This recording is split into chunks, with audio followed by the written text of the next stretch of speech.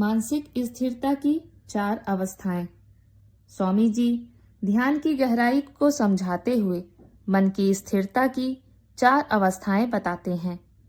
पहला, अचेत अस्थिरता, जहां मन बेतहासा इधर उधर दौड़ता है।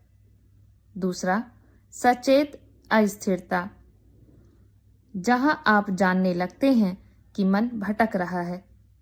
तीसरा, सचेत स्थिरता, जहां आप मन को धीरे धीरे शांत कर लेते हैं। चौथा, अचेत स्थिरता, जहां आप ध्यान में इतने गहरे उतर जाते हैं कि मैं का भाव भी मिटने लगता है। नमस्कार, स्वागत है आप सभी का रुचि ज्ञान Ganga audio book YouTube channel में। और आप सुन रहे हैं असंख्य विचार पुस्तक, जिसके लेखक हैं ओम स्वामी जी। इस पुस्तक का दूसरा अध्याय ध्यान का मार्ग है, जिसका तीसरा बिंदु है मानसिक स्थिरता की 4 अवस्थाएं। पिछली ऑडियो में आपने जाना ध्यान क्या है।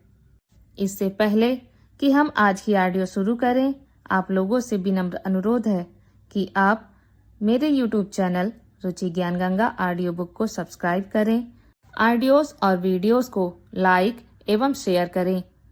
और हाँ, अगर आपकी कोई प्रतिक्रिया या कोई आप हमें सुझाव देना चाहते हैं, उसे कमेंट सेक्शन में कमेंट के रूप में बता सकते हैं। और यदि आप हमें अपना साधनात्मक अनुभव बताना चाहते हैं तो उसे ruchi.thevoiceofknowledge@gmail.com पर आप हमें भेज सकते हैं। आपके साधनात्मक अनुभव हम अपने चैनल पर जरूर शेयर करेंगे। बेल आइकन जरूर दबाएं ताकि कोई भी ऑडियो और वीडियो अपलोड होते ही इसकी सूचना आप तक सर्वप्रथम पहुंच सके। हम आपके सहयोग समर्थन के लिए तहे दिल से शुक्रगुजार हैं। तो आइए, मानसिक स्थिरता की 4 अवस्थाएं क्या हैं, ओम स्वामी जी हमें विस्तार से क्या बता रहे हैं, इस विषय पर चलिए जानते हैं, उसे समझते हैं और अपने जीवन में उतारने का प्रयास करते हैं। मानसिक स्थिरता के 4 चरण। यहाँ एक महान गुरु थे, जिनकी प्रतिष्ठा रहस्यमय होने के साथ साथ अस्पष्ट भी थी। कुछ लोग उन्हें पागल समझते थे, जबकि कई लोग उन्हें सचमुच ज्ञानी समझते थे। वे पहाड़ों की गहराई में एक गुफा में रहते थे, जहाँ केवल कुछ ही लोग पहुँच सकते थे। फिसलन भरे इलाके से होकर एक लंबा जोखिम भरा सफर ज्यादातर लोगों को इस कठिन यात्रा से हतोत्साहित करता था, और जो लोग उनके पास पहुंचते भी थे, उन्हें उनके शिष्य के रूप में इतनी आसानी से स्वीकार नहीं किया जाता था। इसके अलावा अगर वे किसी को दीक्षा देते भी तो वह व्यक्ति आमतौर पर पहले 1 या 2 हफ्ते में ही भाग जाता था। एक साधक उनके पास पहुंचने के लिए कई दिन और रात यात्रा करता था। मैं ध्यान सीखना चाहता हूँ, उन्होंने गुरु के आगे झुकते हुए कहा। जरूर, मैं तुम्हें सिखाऊंगा। छात्र को अपने कानों पर विश्वास नहीं हुआ। उसने कभी नहीं सोचा था कि उसके गुरु द्वारा स्वीकार किया जाना इतना आसान होगा। अपना बैग रखो, अपना चेहरा धो और मेरे पास आकर बैठो, गुरु ने कहा। उसने निर्देशों का पालन किया और तुरंत गुरु के पास बैठ गया। अब मैं क्या करूं? तुम उस घास को देख रहे हो? गुरु ने आगे हरे मैदान की ओर इशारा करते हुए कहा। हाँ गुरु, बस इसे बढ़ते हुए देखो। शिष्य ने अपने गुरु की ओर तिरछी नजर से देखा। उम्मीद थी कि वे कुछ और कहेंगे, लेकिन उनके मुंह से कुछ और नहीं निकला। और फिर क्या? उसने उत्सुकता से पूछा। कुछ नहीं, बस इसे बढ़ते हुए देखो। क्या तुम सच में? साधक ने आश्चर्य से कहा। क्या मैंने घास को बढ़ते देखने के लिए हजारों मील की यात्रा की है? मैंने सोचा था कि आप मुझे ध्यान सिखाएंगे। यही ध्यान है बेटा, गुरु ने शांति से उत्तर दिया। अगर मैं कुछ और कहूंगा तो वह सिर्फ एक टिप्पणी होगी। अभी यहीं रहो। यही है? यही है, गुरु ने शांति से फिर उत्तर दिया। हर चीज को जैसी है वैसे ही देखने के लिए मन की पूर्ण शांति की आवश्यकता है। मौन ही ध्यान का मार्ग है। गुरु ने अपनी दृष्टि जो पहाड़ों में किसी दूर बिंदु पर टिकी थी नहीं हटाई। और फिर मौन का मार्ग क्या है? ध्यान। और वास्तव में ध्यान कैसे करूं? उन्होंने बेहद निराश होकर कहा। घास को बढ़ते हुए देखो। आप सचमुच पागल हैं। छात्र चिल्लाया। भाड़ में जाओ, मैं यहाँ से जा रहा हूँ।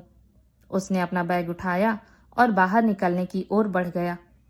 और यहाँ कहाँ है? गुरु ने मुस्कुराते हुए कहा। निराश साधक कुछ गालियां बकता रहा और कुछ गालियां दी। अपने जूते पहने और वहां से चला गया। यह आसान नहीं है अभी यहाँ होना, वर्तमान क्षण में होना।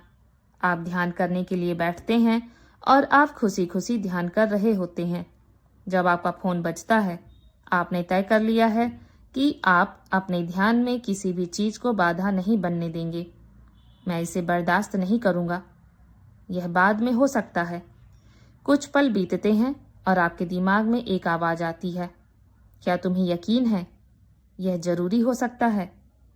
जो भी हो, वे इंतजार कर सकते हैं। मैं तुम्हारी लगन की तारीफ करता हूं, लेकिन सच कहूं तो तुम एक दिन में बुद्ध नहीं बन जाओगे। उठकर देखना ठीक है कि वह कौन था। नहीं, मैं ध्यान कर रहा हूं। मुझे यह पसंद है। आप अपना ध्यान फिर से शुरू करते हैं, लेकिन आपके दिमाग के किसी कोने में फोन है। यह काफी पीछे है, लेकिन कहीं ना कहीं इसने आपकी शांति और उत्साह को छीन लिया है। जिसके साथ आप बैठे थे, आप थोड़ा बेचैन महसूस करते हैं, लेकिन आपने तय कर लिया है कि आप उठेंगे नहीं। अरे, क्या तुमने आईफोन 6s के फीचर्स देखे? यह वाकई बहुत बढ़िया है। आपके दिमाग में आवाज कहती है, मैं ध्यान कर रहा हूँ, मैं ध्यान कर रहा हूँ, मैं ध्यान कर रहा हूँ। आप जानते हैं कि जब नवाचार की बात आती है तो स्टीव जॉब्स की बराबरी कोई नहीं कर सकता। कम से कम नया फोन तो देख ही लो। तुम्हें उसे खरीदने की जरूरत नहीं है। और काउंटर के उस पार वाली उस खूबसूरत लड़की का क्या? वो तो तुम्हें देख ही रही थी यार। चले जाओ, मैं ध्यान कर रहा हूँ। लेकिन अब तुम्हारा उत्साह बुझ रहा है, जैसे मोमबत्ती की टिमटिमाती लौ बुझ रही हो, और उस हॉट लड़की की छवि ने तुम्हारे शांत विचारों की जगह ले ली है। एक पल के लिए तुम्हें लगता है कि क्या वो सच में तुम्हें देख रही थी? क्या तुमने ध्यान नहीं दिया कि वो तुम्हें कितनी बार देख रही थी? तुम्हारे दिमाग में आवाज आती रहती है, हालांकि मुझे लगता है कि तुम बेहतर शर्ट पहन सकते थे। मुझे समझ नहीं आ रहा कि तुमने अपनी पत्नी को क्यों नहीं बताया कि तुम्हें वो शर्ट पसंद नहीं आई जब उसने तुम्हारे लिए खरीदी थी। मोनिका की बात आते ही तुम हमेशा हार क्यों मान लेते हो? तुम पहले ऐसे नहीं थे। हे भगवान, मुझे उससे भिड़ने से कितनी नफरत है। वो उस लड़की की तरह कपड़े क्यों नहीं पहन सकती? हमारी शादी को सिर्फ 2 साल हुए हैं और वो मेरी माँ जैसी दिखती है। अरे, उसकी आवाज भी मेरी माँ जैसी है। मेरी शादीशुदा जिंदगी तो बेकार है। मैं तुम्हें बताता हूँ। हम ध्यान के बारे में बाद में सोचेंगे। चलो उस फोन को देखते हैं। हो सकता है तुम्हें वही लड़की फिर से दिखे। ध्यान बाद में हो सकता है। ध्यान करने की कोशिश करते समय ज्यादातर लोगों की यही कहानी होती है। जिस क्षण आप अपने मन को जवाब देते हैं और उससे संवाद करना शुरू करते हैं, सिर की आवाज जीत जाती है। सच तो यह है कि मन हमेशा बोलता रहता है, वह कभी शांत नहीं होता। ध्यान के मार्ग पर मन का एक बेचैन बंदर से एक आज्ञाकारी गाय के रूपांतरण 4 चरणों में होता है। निरंतर और गहन मौन का अनुभव केवल शांति के आनंद को महसूस करने के बारे में नहीं है, यह उससे कहीं अधिक है। आपके द्वारा खोजी जाने वाली सबसे आश्चर्यजनक चीजों में से एक है आपके आसपास की दुनिया को देखने के तरीके में एक आमूल चूल परिवर्तन अब आपको कुछ भी उत्तेजित नहीं करता। यह सही ध्यान का सबसे बड़ा पुरस्कार है, बिना किसी उत्तेजना की स्थिति। लोग, उनके कथन, उनकी प्रतिक्रियाएं, आपके अपने विचार, प्रतिक्रियाएं, भावनाएं और इच्छाएं, इनमें से कोई भी आपको उत्तेजित नहीं कर पाएगा। आप एक बच्चे की तरह सहज हो जाते हैं, लेकिन आप अपनी चेतना कभी नहीं खोते। यह विरोधाभासी लग सकता है, लेकिन जब आप मानसिक शांति के 4 चरणों से गुजरेंगे, तभी आपको समझ आएगा कि मेरा क्या मतलब है। कल्पना कीजिए कि आप एक महानगरीय शहर में रहते हैं और आपने कुछ समय शांति से बिताने के लिए एक अवकाश लिया है। किसी दूर दराज जगह पर समुद्र तट के पास एक छोटे शांत ग्रामीण कस्बे में आपकी यात्रा में एक लंबी ड्राइव शामिल है और आपका लक्ष्य है शहर की भागदौड़ भरी जिंदगी से दूर शांत समुद्र तट पर पहुंचना। वह शांत समुद्र तट ध्यान की चरम अवस्था है, अनंत, विस्तृत, महासागरीय। हालांकि इस अवस्था और उससे आगे स्थिर होने से पहले आपको निश्चित रूप से निम्नलिखित 4 चरणों से गुजरना होगा। निरंतर गतिविधि, मोटर वे। यह पहला चरण है। मन हमेशा बोलता रहता है और ज्यादातर लोग अनभिज्ञ रहते हैं। जब वे चाहते हैं कि मन शांत हो जाए, जैसे सोने से पहले या जब वे उदास होते हैं और यह चुप नहीं होता, तब उन्हें एहसास होता है कि मन कितना बातूनी है। मन में लगातार गतिविधियां चलती रहती हैं। इस चरण में जब कोई साधक ध्यान करने बैठता है तो उसका मन कुछ सेकंड से ज्यादा नहीं चलने वाले छिटपुट छोटे अंतरालों से ज्यादा शांत नहीं होता। साधक बस बकबक सुनता है। जितना वह मन को शांत करने की कोशिश करता है, वह उतना ही तेज हो जाता है। हर जगह से विचार अपना आक्रमण जारी रखते हैं, साधक को हतोत्साहित करते हैं। अपने 30 मिनट के लंबे सत्र के अंत में वे और भी ज्यादा थके हुए उठते हैं। कुछ लोग इसे विश्राम समझने की भूल करते हैं, लेकिन वास्तव में यह एक छोटी सी झपकी से ज्यादा कुछ नहीं है। एक तरह से यह सबसे महत्वपूर्ण चरणों में से एक है। जो लोग इस चरण में बहुत सतर्कता से काम नहीं करते, वे अंततः औसत साधक बन जाते हैं। वे अपना ध्यान 30 मिनट से बढ़ाकर 2 घंटे कर सकते हैं, लेकिन इससे कोई फर्क नहीं पड़ेगा। इससे ज्यादा अच्छे नतीजे नहीं मिलेंगे। पहले वे 30 मिनट का खराब ध्यान करते थे और अब 2 घंटे कर रहे हैं। बस यही फर्क है। यह एक बुरे रसोई जैसा है। वह एक व्यंजन बनाए या 50, अगर उसका पाक कौशल अच्छा नहीं है और वह अपनी स्थिति सुधारने के लिए कुछ नहीं कर रहा है, तो वह बेस्वाद खाना ही बनाता रहेगा। कुछ तो बदलना ही होगा। मानसिक स्थिरता का पहला चरण किसी बड़े राजमार्ग पर ट्रैफिक की तरह होता है। ट्रैफिक हमेशा दोनों दिशाओं में बहता रहता है। ध्यानी विचारों के राजमार्ग पर होता है। जब आप किसी राजमार्ग पर होते हैं तो आपके आसपास के ट्रैफिक पर आपका कोई नियंत्रण नहीं होता। कई लेन होती हैं। आपके आगे बाएं लेन में, दाएं लेन में आपके पीछे कारें होंगी। कुछ आपसे धीमी गति से चल रही होंगी, कई आपसे तेज चल रही होंगी और कुछ आपकी गति से चल रही होंगी। ट्रैफिक आपकी दिशा में और विपरीत दिशा में बह रहा होता है। लोग हॉर्न नहीं बजा रहे हैं, इसलिए अचानक से कोई चीज आपके क्रूज मोड में खलल नहीं डालती या आपका ध्यान भंग नहीं करती। लेकिन आप अपने आसपास के ट्रैफिक के बारे में जानते हैं और आप जानते हैं कि फ्रीवे पर यह सामान्य है। आपको सावधानी से गाड़ी चलानी होगी। लेन बदलते समय आप कोई गलती नहीं कर सकते। पहले चरण में एक ध्यानी का विचारों के प्रवाह पर कोई नियंत्रण नहीं होता। वे एक मोटरवे पर हैं और यह व्यस्त समय है। आप बस इतना कर सकते हैं कि पूरी सावधानी से गाड़ी चलाएं और अंततः आप फ्रीवे से उतर जाएंगे। हर कोई, बिल्कुल हर एक ध्यानी इस अवस्था से गुजरता है, चाहे आप अंतर्मुखी हों, बहिर्मुखी हों, मुखर हों, मौन स्वभाव के हों, आस्तिक हों, नास्तिक हों, समाज सेवी हों या संत हों, चाहे आप शास्त्रों और योग ग्रंथों में कितने भी पारंगत क्यों ना हो, अगर आप ध्यान का अभ्यास शुरू कर रहे हैं तो आप इस अवस्था से जरूर गुजरेंगे। अच्छी खबर यह है कि अगर आप लगातार प्रयास करते रहेंगे तो आप इसे पार कर जाएंगे। अंततः मोटरवे की जगह उपनगरीय सड़क ले लेंगी, जो मानसिक शांति का दूसरा चरण है। लगातार गतिविधि, उपनगरीय सड़क। मैं सैकड़ों ध्यानियों से एक एक करके मिला हूँ। उनमें से ज्यादातर पहले चरण को कभी पार नहीं करते। वे मोटरवे से कभी उतरते ही नहीं। विचारों की भीड़ और मन की बेचैनी उनमें लगातार बनी रहती है। हालांकि जो लोग ध्यान और धैर्य से लगातार लगे रहते हैं, वे जल्द ही दूसरे चरण तक पहुंच जाते हैं। इस अवस्था में विचारों का प्रवाह बार बार होता है, लेकिन निरंतर नहीं।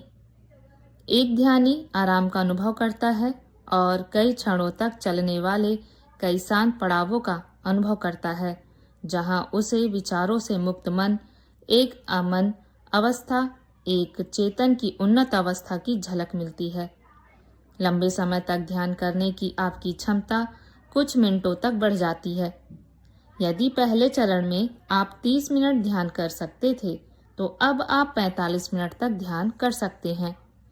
अधिकांश लोग कुछ सेकंड से अधिक समय तक अपनी एकाग्रता बनाए रखने में असमर्थ होते हैं। पहला चरण एक बड़े कारपोरेट के व्यस्त स्विचबोर्ड जैसा होता है, जहां रिसेप्शनिस्ट मुश्किल से एक कॉलर से बात कर पाती है और दूसरा पहले से ही लाइन पर होता है। दूसरा चरण एक जनसंपर्क अधिकारी के व्यक्तिगत डेस्क जैसा होता है। वह दिन में कई बार कॉल अटेंड करेगा, लेकिन वह मुख्य स्विचबोर्ड जितना व्यस्त नहीं होगा।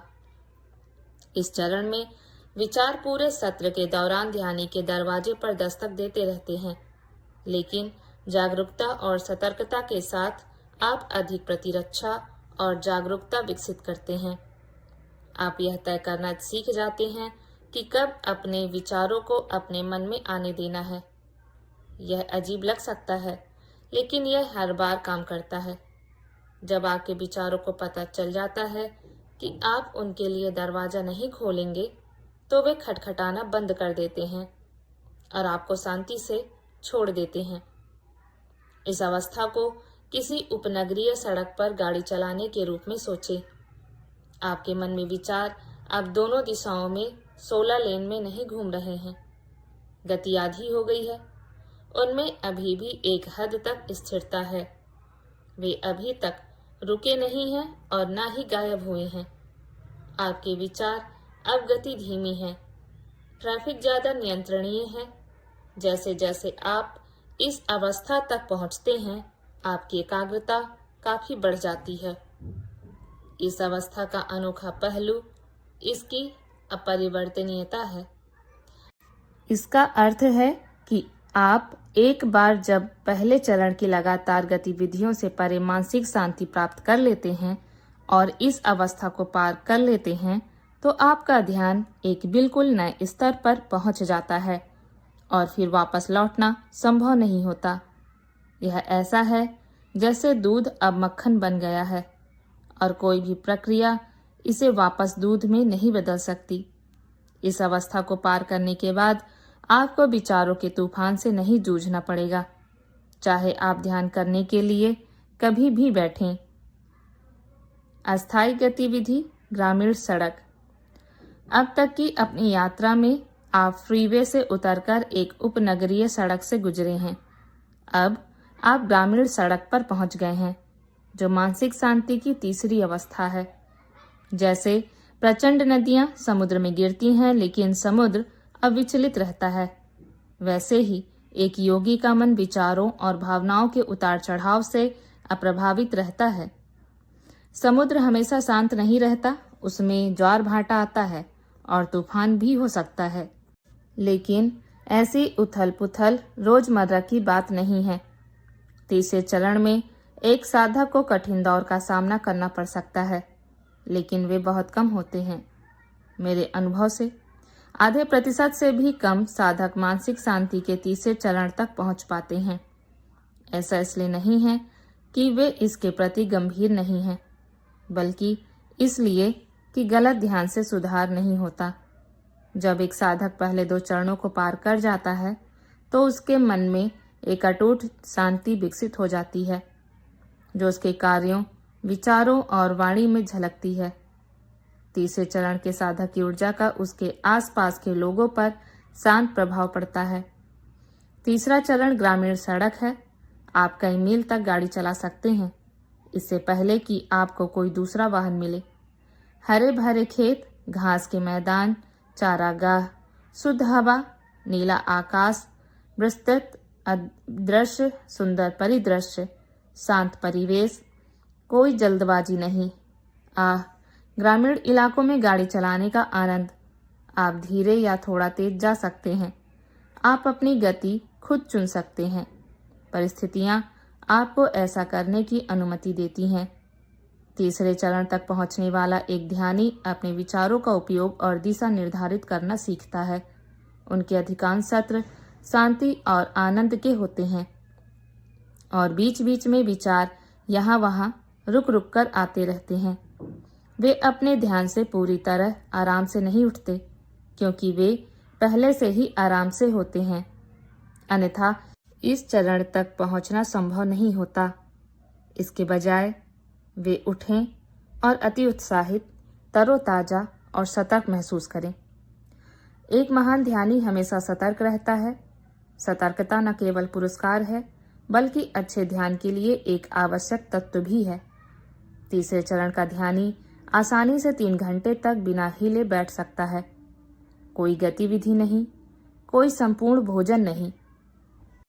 हालांकि मैंने इसे एक चरण कहा है, लेकिन वास्तव में इस चरण से आगे कोई रास्ता नहीं है। बौद्धिक रूप से हम अनंत चरणों की परिभाषित कर सकते हैं। हालांकि व्यवहारिक रूप से चौथा चरण इन 3 चरणों को सफलतापूर्वक पार करने का परिणाम है। यह महान, निरंतर, दीर्घकालिक, बुद्धिमान, सतर्क, तीव्र और सही अभ्यास से आता है। कृपया पिछले वाक्य में दिए गए सभी 7 विशेषणों पर ध्यान दें। यदि आप इनमें से किसी एक को भी चूक जाते हैं तो कोई आशा नहीं है।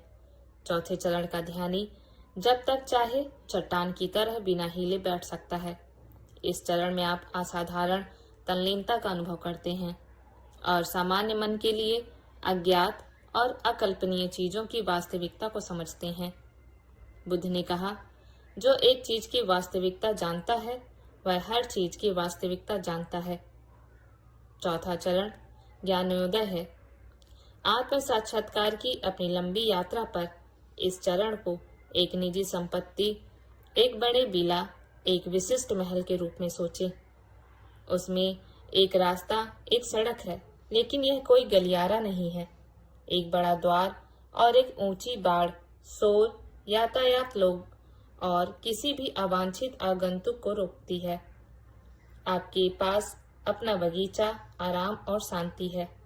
किसी भी आगंतुक ने या तो पहले से अपॉइंटमेंट में ले रखा होगा, जिसका अर्थ है कि आपको उनके आगमन की पहले से जानकारी है, या आपके पास उन्हें अंदर आने देने या न आने देने का विकल्प होगा।